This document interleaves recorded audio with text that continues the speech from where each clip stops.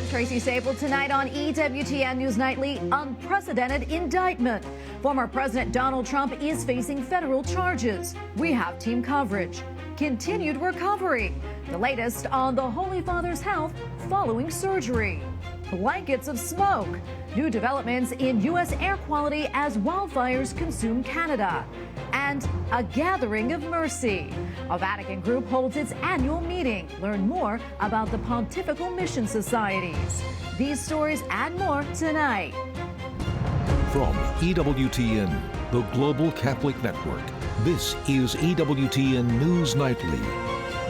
Thank you for being with us. Our top story tonight, President Donald Trump makes history again, becoming the first former president to face federal criminal charges. The prosecution creates a firestorm of reaction, with many Republicans accusing the Biden administration of creating a two-tiered justice system. We have team coverage tonight. Capitol Hill correspondent Eric Rosales will bring us reaction from lawmakers, but we begin with White House correspondent Owen Jensen. Owen. Tracy, former President Donald Trump says he did nothing wrong and promises to keep fighting. This as he's now facing 37 felony charges related to the mishandling of classified documents at his Mar-a-Lago home in Florida. An indictment unsealed today, and if convicted, he could go to prison. And prosecutors saying today they'll seek a speedy trial and that they look forward to presenting their case. I'm an innocent man. I'm an innocent person. Former President Donald Trump first broke the news of his own indictment, saying he's supposed to turn himself in on Tuesday at the federal building in Miami. But it's called election interference. They're trying to destroy a reputation so they can win an election. They figure the way they're going to stop us is by using what's called warfare. And that's what it is. This is warfare for the law. And we can't let it happen. Top Democrats say the case proves no one is above the law, but many Republicans defend President Trump, including other presidential candidates running against him. Florida Governor Ron DeSantis wrote, "The weaponization of federal law enforcement represents a mortal threat to a free society," later adding, "Why so zealous in pursuing Trump, yet so passive about Hillary or Hunter?" It's not just a sad day, but it's a troubling day for millions of Americans. And it invites a divisiveness in this country that can only be answered with facts. And a group supporting former President Trump's campaign wrote, "The Biden regime, which is realizing they can't beat or cheat their way to another victory, has taken the unprecedented step to indict President Trump." As for President Biden, he flew off to North Carolina today, visiting with students at a community college who are being trained for clean energy jobs. Look, you can't have advanced manufacturing without a highly trained workforce. They don't go together. That's where you all come in. Here at this college, you're learning every aspect of advanced manufacturing, machining to robotics. The president also signing an executive order aiming to bolster job opportunities for military and veteran spouses whose careers are often disrupted by deployments. While on his trip today, President Biden was asked about that indictment, but he refused to comment. And tonight, the Biden administration is pretty much keeping quiet on the matter. In fact, the press office on Air Force One today saying just not going to talk about it, referring reporters to the Justice Department, and that the president found out about the indictment like everybody else through news reports. At the White House, Owen Jensen, EWTN News Nightly. Well, it didn't take long for lawmakers on Capitol Hill to react to the indictment news. They had plenty to say, and predictably, it fell along party lines, though some took a wait-and-see approach. Capitol Hill correspondent Eric Rosales reports. Eric? Well, good evening, Tracy. You know, I did speak to a number of Republicans since the indictment came down, and most are saying that there is a two-tier system of justice. Former President Donald Trump is facing indictment charges, and many of them say, why isn't the current president facing them as well? Both allegedly stored classified documents outside the security of the White House. House Speaker Kevin McCarthy tweeted, "Today is indeed a dark day for the United States of America. It is unconscionable for a president to indict the leading candidate opposing him. Joe Biden kept classified documents for decades. I and every American who believes in the rule of law stand with President Trump against this grave injustice. House Republicans will hold this brazen weaponization of power accountable." Many Republicans came to the former president's defense. Senator Bill Hagerty tweeted, "This is a two-tiered justice system system on full display. The Biden DOJ buries investigations of President Biden and his family while it charges his political rivals. Making America look like a banana republic is incredibly irresponsible. Democrats disagree. Because what they're saying is total garbage. It's gibberish. The notion that Kevin McCarthy has said that this is an affront on the rule of law. You know what he says? He says because he was a former president and because he's a candidate for elected office. Well, some lawmakers don't want to prejudge the outcome. I think we should just let the process play out for Trump. And if Biden gets indicted, I would say the same thing about Biden. Senator Dick Durbin states, quote, while this historic and very serious case continues to play out, Special Counsel Smith must be allowed to continue his investigation without interference. And former President Trump should be afforded the due process protections that is guaranteed by our Constitution, just like any other American. Delaware Senator Chris Coons tells me he admits both Biden and Trump had classified documents in their possession, but how they handled the discovery is crucial. It is exactly that difference, being fully cooperative and transparent versus trying to conceal, that I think is going to end up being at the very center of the investigation. While former President Trump battles the legal process, House Speaker Kevin McCarthy is in a battle of his own. He's still trying to break an impasse with some conservative lawmakers over on the House side who have blocked legislation from coming to the House floor. We'll have to find out what happens on Monday. At the Capitol, Eric Rosales, EWTN News Nightly. Wildfires continue to blaze in Canada as regions around the east coast of the United States still deal with smoke-filled skies. The current Canadian fire season could become the worst on record. More than 400 blazes burned on Thursday, with no rain expected until next week. This as temperatures continue to rise. More than 12,000 people in Canada have been evacuated. Our residents are also being evacuated in the Philippines. An eruption at the Mayon volcano could be possible within days or weeks as gas, debris, and rocks poured down its upper slope earlier this week. The Mayon is considered one of the country's most active volcanoes.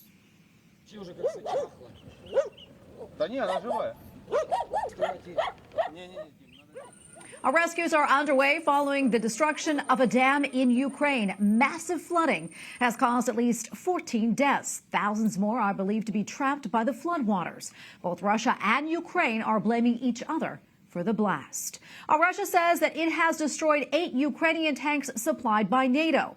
The Associated Press, however, is disputing the claim. A video released by the Russian embassy in Washington shows a large object blasted by a guided missile. Russia says several tanks supplied by Germany were destroyed. The AP says the video shows the destruction of farm equipment. Ukraine is refusing to say if it has used the tanks from Germany. We go now to Clare Lopez, founder and president of Lopez Liberty, LLC. Clare, good to be with you as always. A lot to get to today. But first, let's start off with Ukraine, where they have reportedly kicked off their spring offensive. Meantime, Russian President Vladimir Putin announced today that Russia will deploy some of its tactical nuclear weapons to Belarus next month. Clare, your thoughts on all of this? Where is this all going? And it doesn't really seem like there's an end in sight anytime soon in this war. Well, Tracy, indeed, it looks like Ukraine has kicked off its long-awaited, long-anticipated counteroffensive against the aggressor Russian invading forces. And in particular, this seems to be focused in the south, in places around Zaporizhia and Kherson, for example. It's very early, and it's hard to tell exactly with reporting back and forth, which side is taking the advantage at the moment. But this does look like the beginning of the long-awaited counteroffensive, and the Ukrainians are determined, absolutely, to push the invaders out of their land, out of their country. At the same time, yes, Vladimir Putin, the president of Russia, has repeatedly been threatening with bluster about nuclear weapons, and now the transfer, perhaps, of some tactical nuclear weapons to Belarus, which is basically a satrap of Russia. What do you think that all signals, Claire? I mean, should we really be concerned about that? You mean in terms of the tactical nukes to Belarus? in particular? Exactly. I don't think that, I really don't think that the Russians would actually use those tactical nukes. I think they are using the threat of them, and this goes back a long way in this conflict, which began with the Russian invasion in February of 2022. Repeated threats coming out of the Kremlin from Vladimir Putin because he has nothing else to threaten. What else is he going to do? He's not winning. He's being pushed back along a wide front in eastern Ukraine. Bluster and bluff about tactical nukes, I think, are one of the last things he has left to try. Claire, I want to kind of focus closer to home here in the United States. Cuba apparently has given China permission to put a spy facility on the island nation, essentially enabling the CCP in part to eavesdrop on electronic communications here in the U.S. Talk to us a little bit more about this. What more do you know, and how concerning is it?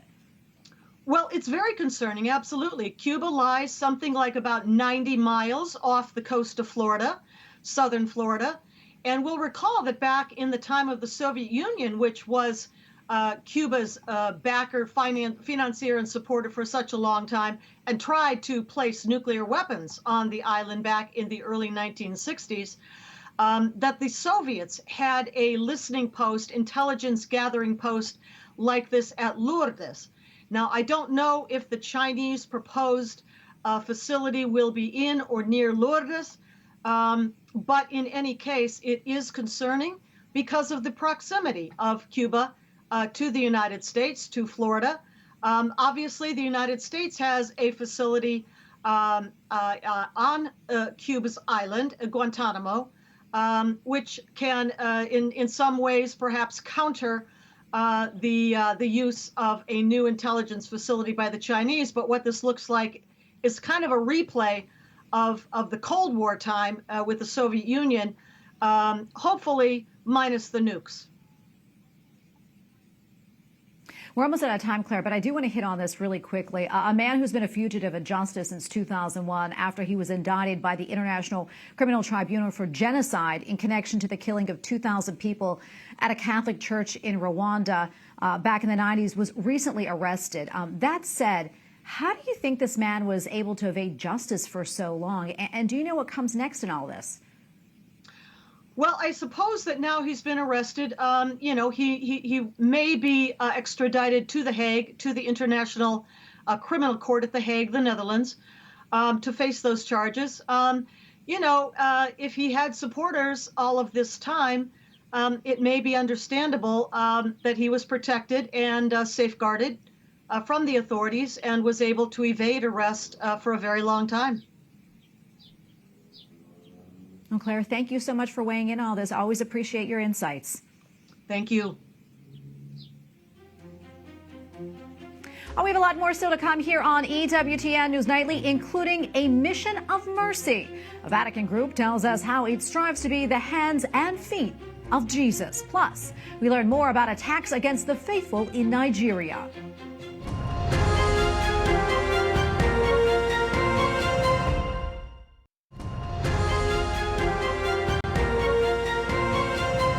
Priest in Nigeria was recently freed after being kidnapped for 3 days. It was the latest in a series of attacks in Nigeria against Christians, and many of those attacks are being brought on by a group called the Fulani Herdsmen. Recently, I sat down with a church leader from Nigeria to discuss the problem and what can be done to help. With us now is Bishop Wilfred Anagbe of the Makurdi Diocese and the Benue state of Nigeria. Your Excellency, thank you so much for joining us today. We appreciate it. I understand the Benue state where you are from has experienced some of the worst attacks from these Fulani herdsmen. What more can you tell us about those attacks? And for those who aren't familiar, can you explain to us exactly who these people are? Benue state has been under sustained attacks beginning from 2009. But as of 2014, it became full-blown and was difficult, and it's been sustained like that up to this moment, with a lot of killings, displacement of persons and all that. And these attacks are carried on by the Fulani terrorist herdsmen, who are actually of the Fulani ethnic group. who come into this country through the northern part of Nigeria, Niger, Chad border, and then coming down here, down to the middle belt and down to the southern part of Nigeria. And in it, they are the same group of people that you can call who are Boko Haram and others. So they are Fulani people are not actually part of Benue, but they're also the major part in the northern part of Nigeria. You call them the Fulani, Hausa Fulani people or tribe. But then there are those who are perpetrating this cruelty and attacks on the innocent citizens and the traditional tribes or indigenous tribes of Nigeria, especially as you can see in the middle belt of Nigeria, Benue State particularly being under severe and heavy attack. Your Excellency, some people have described what's happening over there as a form of ethnic cleansing. What would you say to that? Yes, they are not. It's not too far from it because it is a clear sign, which I may say genocide, though others may disagree, but it's a gradual and systematic elimination of the indigenous tribes. And Your Excellency, what's driving all of this violence against Catholics and Christians? And what's the government of Nigeria doing anything about it? Are they doing anything to stop it? What is driving this violence, I think, is purely an Islamic agenda. Remember, in 1989, the Abuja Declaration, which placed Nigeria was an Islamic state and should be established as such, started this gradual movement and order, which we have seen even in positions at government, whereby Fulanis and Muslims are put in government positions. And secondly, what is driving them is that the government is, I wouldn't say it's not capable. The government does not want to arrest and apprehend anybody. And so it gives these people the impunity to continue with these atrocities. I'm curious, I'm going to ask you about this. What about the international community? I mean, do you feel as if the situation in Nigeria is being properly addressed, or do you feel as if these atrocities are just being neglected? Well, the international community can only work where the government, refers them to work. First of all, the issue in Nigeria has been swept under the various, the carpet. Some say it is farmers' herders clash. And I tell anybody, no, there's no question of farmers' herders clash because Fulanis are not natives in Benue. And so they're not living side by side with the farmers. So it is an encroachment which they do. And then secondly, the government tells people is climate change. But I tell you, this is nothing to do with climate change. Climate change is not a Nigerian factor. And so it is purely a perpetrated attempt calculated at gradual and systematic elimination of the people.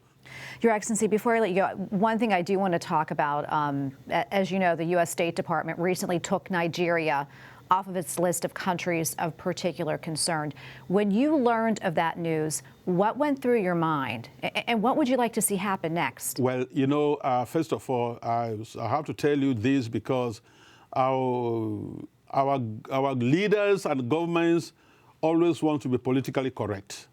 It's a matter of interest. But then, I have to say, because the indices and the records show that Nigeria should be brought back as a country of particular concern. And that way, it will put pressure from outside of the Nigerian government to look into the issues of atrocities and the humanitarian situation that is happening to the people in the country. Not just, children play. Because the government says Boko Haram is under control, but it's not true. These people have metamorphosed into different sects, and they are unleashing the same terror on the citizens. So we have made a request passionately in one of the meetings just held now with the group on religious freedom. Let Nigeria be reconsidered and be brought back as a country of particular concern. Bishop Anagbe, thank you so much for taking the time to speak with us. It's been a great pleasure, and we're praying for all of you in Nigeria. God bless you. Up next on EWTN News Nightly, showing improvement, an update on the health of the Holy Father. Plus, we learn more about a Pontifical mission group at the Vatican.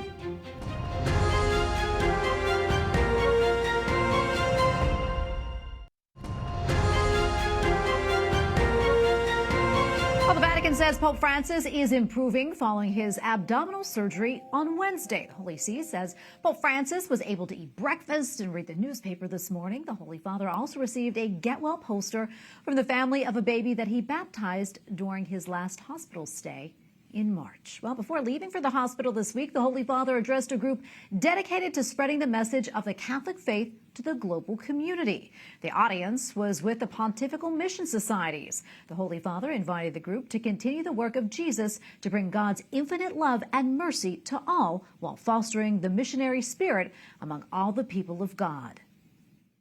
Joining us now from Rome is Father Tadeusz Nowak, Secretary General of the Pontifical Society for the Propagation of the Faith. Father Nowak, great to have you back. For those who may not be familiar, tell us a little bit more about this General Assembly and what were some of the highlights? Sure. In fact, the Pontifical Mission Societies are 4 societies. I'm the Secretary General of one of them, the biggest one. And every year we hold a General Assembly where we invite all of the national directors because we're represented in every country. There's 120 directors. But in fact, we're part and parcel of every local church and of the Universal Church because our mission is to be the support for the Holy Father in his care and concern for first evangelization and also for care of new and young churches in mission lands. So we're there to support him in that mission. And every year we have this big assembly, first of all, to reflect on who we are, to be inspired to do more work and to be more engaged, and then also to approve a lot of the subsidies, because every year we get thousands of requests for subsidies all from all over the world, and also a concern for contributions that we give to different groups, for example, the Oriental churches, to a number of colleges in Rome for priests and sisters from mission lands who come to Rome. So all of that is considered during the General Assembly, where everything is voted on, and then after the Assembly, which is already a lot of work, after the Assembly we go to our different societies, the Secretaries General, and begin making a plan of how to distribute these funds all over the world, which is quite a task as well. Yeah, and I know that during the General Assembly that you also met with the Holy Father. What did he say to you? Well, the Holy Father, it was a wonderful meeting. I must say, it's been already a number of years. We couldn't meet with him because of COVID, and the national directors could not come to Rome for the assembly. We had to hold it online. This year, finally, we were able to meet with him, and it was wonderful. He came in, walked on his own. He addressed us with a beautiful, kind voice. And basically what he did was encouraged us to be who we are even more, with more zeal. He talked about taking the heart of Christ as our example, and to help to promote that attitude in us, and open our hearts and the hearts of all the faithful so that they can be open to receiving and caring for and expressing the love of God for everyone. And he mentioned that a number of times. No one is excluded from the love of God. Everyone is invited to share in the love of God in Jesus. And so he made the heart of Christ as one of his themes. Then he talked about the charism of our societies, and the charism of first of all, to instill and help to instill a missionary spirit in the hearts of the faithful all over the world. Our mission is first of all to do that, and then to help bring the information on the needs of the mission, the needs of the new churches in mission lands, and then to give opportunity for the faithful to pray and to support the missions of the church with their prayer, with their sacrifices, and to give them opportunity, if they can, to offer of their material needs, so that we can participate in all sorts of projects, beautiful projects all over the world, building cathedrals, churches, mission stations, convents of sisters, and so on. So he encouraged us to be more engaged in our work. And at the end, he talked about never give up on the dream, even dream more fully, be more creative in going out and finding ways of attracting people to the love of God revealed in Jesus. Father Tad, thank you so much for taking the time to speak with us. We really appreciate it. God bless you. Thank you very much. God bless you too. And we thank you for watching tonight. Remember, you can follow us on social media, Facebook, Twitter, and Instagram at EWTN News Nightly. I'm Tracy Sable. Good night, and God bless.